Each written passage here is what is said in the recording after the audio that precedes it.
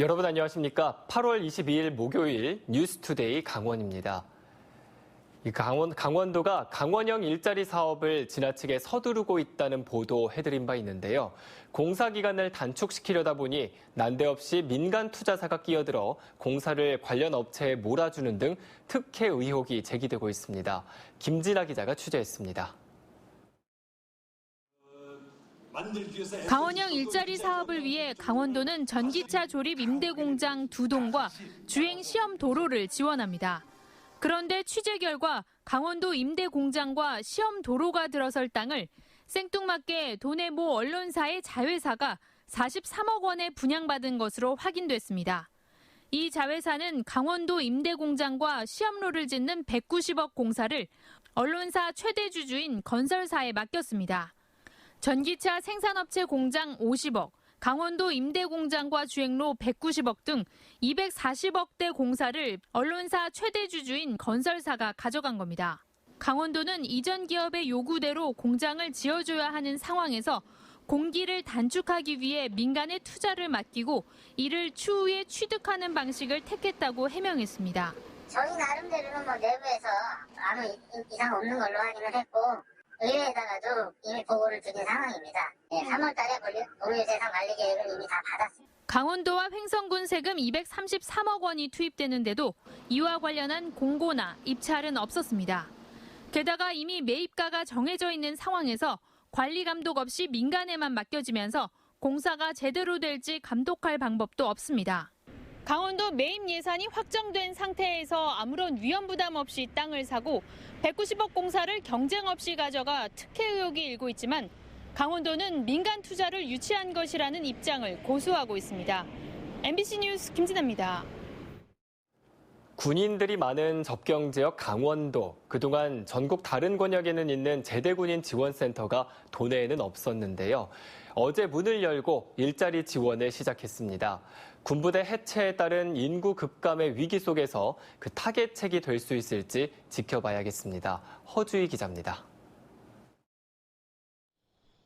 국방부의 국방개혁에 따라 도내 4개 사단이 해체되거나 다른 시도로 이전하면서 위기감이 고조된 강원도.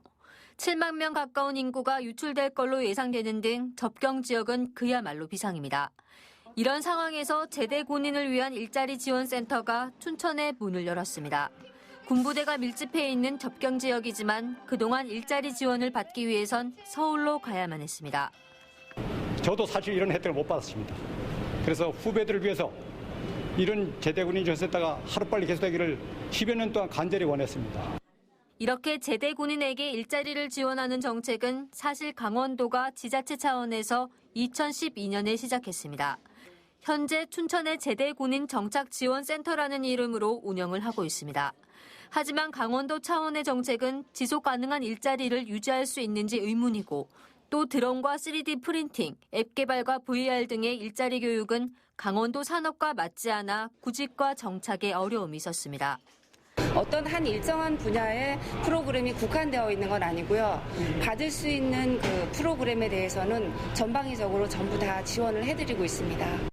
강원 지역에 살고 있는 제대 군인은 5,800명. 군부대 해체 위기 속에서 제대 군인들을 위한 일자리 지원이 실제 정착으로 이어지면서 실효성을 거둘지 주목됩니다. MBC 뉴스 허주입니다. 선거법 위반 혐의로 기소된 최문순 화천 군수가 항소심 재판에서 무죄를 선고받았습니다. 징역형이 선고된 1심 판결이 완전히 뒤집힌 건데요. 백승호 기자가 취재했습니다.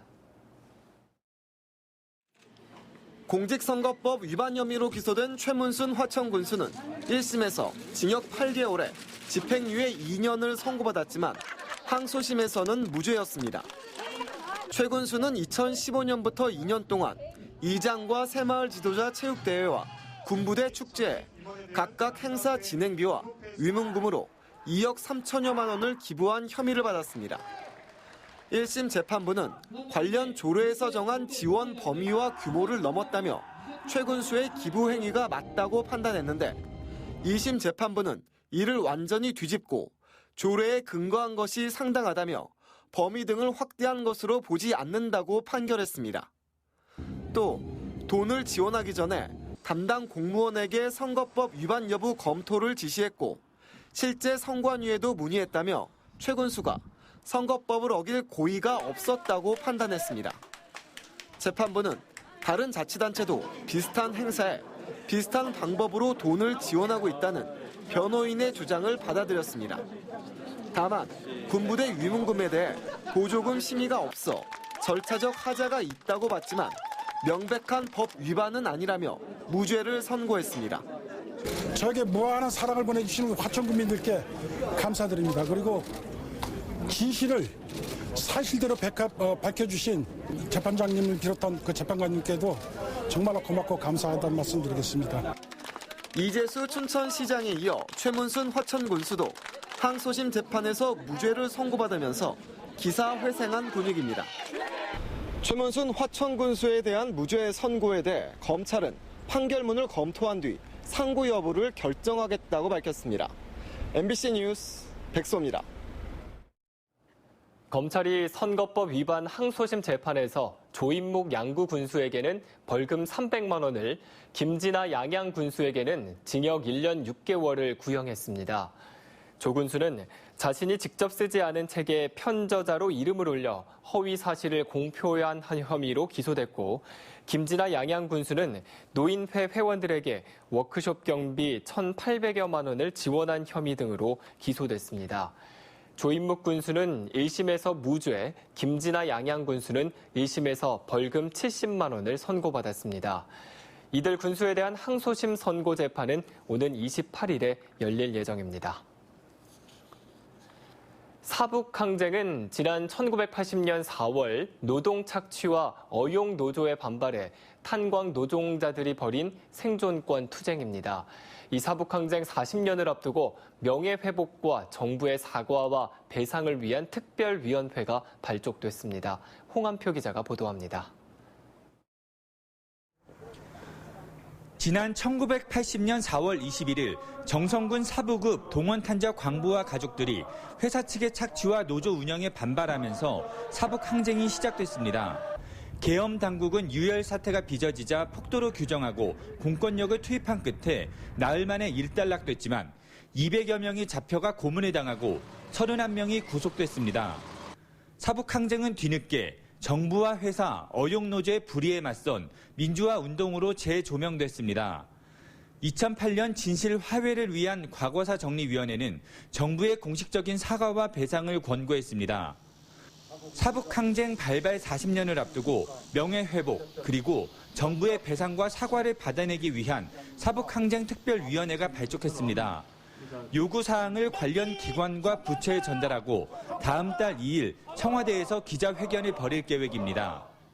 사북항쟁이라고 하는 역사적 사건이 우리 민주화 운동사에서 얼마나 중요한 사건인지를 제대로 규명하는 그런 작업들이 빨리 진행돼야 되기 때문에 강원도 의회는 사북항쟁 40년을 맞아 기념일 지정 등 강원도 차원의 기념사업을 추진하고 있습니다.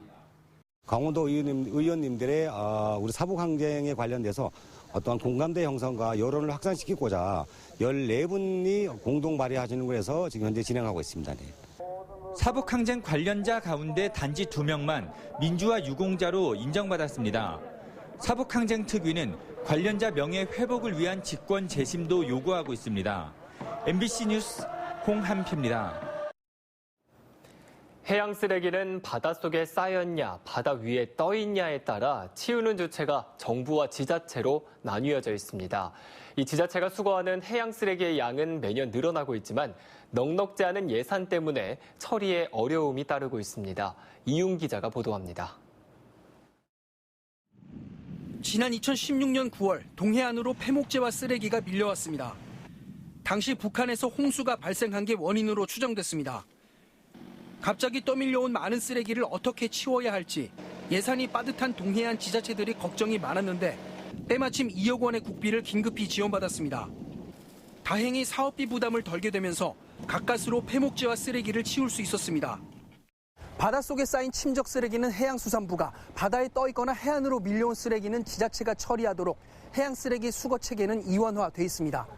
하지만 예산이 넉넉하지 않은 지자체 입장에서는 해양 쓰레기를 치우기가 녹록지 않은 경우가 많습니다. 문제는 재정이 열악한 시군에 해양 쓰레기 처리를 맡기다 보니 제대로 치워지지 않고 방치되는 쓰레기가 늘어난다는 겁니다. 전체 해양 쓰레기의 65% 이상을 지자체가 수거하고 있는데 강원 동해안을 포함한 전국 해안 지자체에서 매년 해양 쓰레기 발생량이 늘고 있습니다. 어려운 지자체에다가 이런 사업을 넘기는 것이 문제가 있는 것이고, 우리가 생각하는 것보다 바다가 환경적으로 상당히 좀 더 이렇게 오염이 돼 있는데, 재난 수준 차원에서 정부가 일괄적으로 이런 문제에 대처해야 된다고 생각하고 있습니다. 해양 쓰레기 문제가 갈수록 심각해지고 발생 원인이나 경로 예측이 어려운 상황에서 국가 주도로 일원화된 통합 관리 체계를 구축해야 한다는 지적이 나오고 있습니다. MBC 뉴스 이용입니다. 오는 11월 14일 치러지는 수능 원서 접수가 오늘부터 다음 달 6일까지 이루어집니다.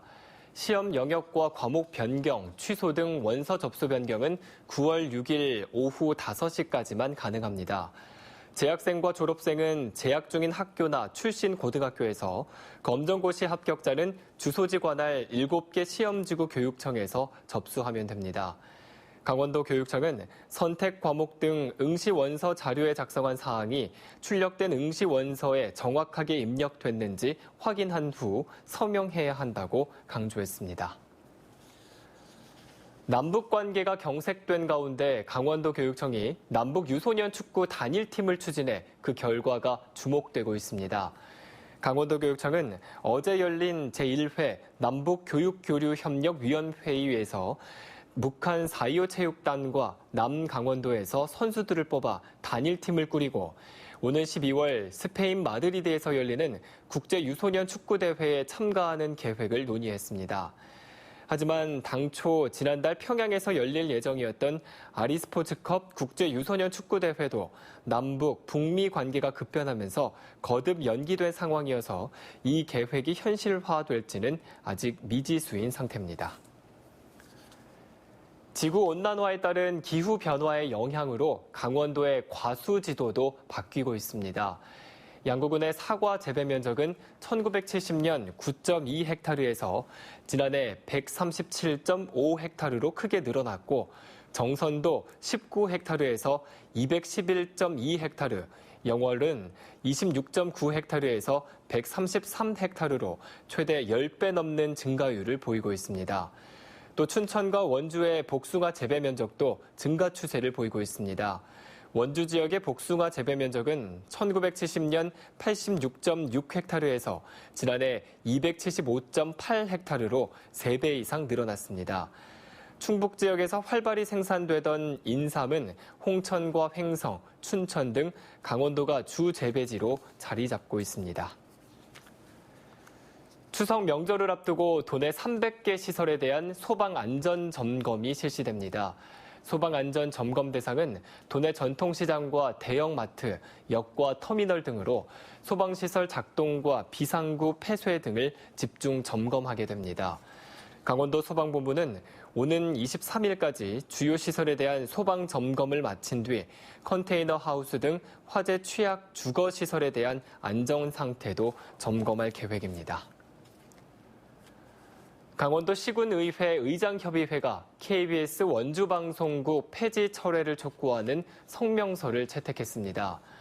도내 18개 시군 의장들은 어제 원주시 의회에서 열린 제205차 원례회에서 지역 여론을 축소하는 KBS 원주방송국 폐지 방침을 규탄하는 성명을 원안 가결했습니다. 이외에도 일본 정부의 부당한 경제도발 규탄 성명과 이사단 해체 철회를 위한 건의문 등 모두 4개 안건이 가결 처리됐습니다. 고성군이 지난 4월 발생한 산불 산림 피해 지역에 85억 원을 투입해 긴급 복구를 추진합니다. 고성군은 170헥타르의 산불 피해목을 긴급 벌채하고 숲 가꾸기와 산림 재해 일자리 사업 등을 벌이기로 했습니다. 또 도로변 50헥타르의 산림에는 가을철 경관 복구 조림을 우선 시작하고 올 연말까지는 긴급 벌채를 마무리할 예정입니다. 내년부터 도내 마이스터 고등학교에 고교 학점제가 모두 도입됩니다. 교육부는 산업 수요 맞춤형 교육을 하는 전국 마이스터 고등학교부터 고교 학점제를 우선 도입하고 앞으로 특성화고와 일반 고등학교에도 연차적으로 확대할 계획이라고 밝혔습니다. 이에 따라 연구학교로 지정된 삼척 마이스터 고등학교를 비롯해 원주 의료고와 영월 공업고등학교는 내년부터 학생들이 다양한 과목을 선택해 이수할 수 있는 고교 학점제가 시행될 예정입니다.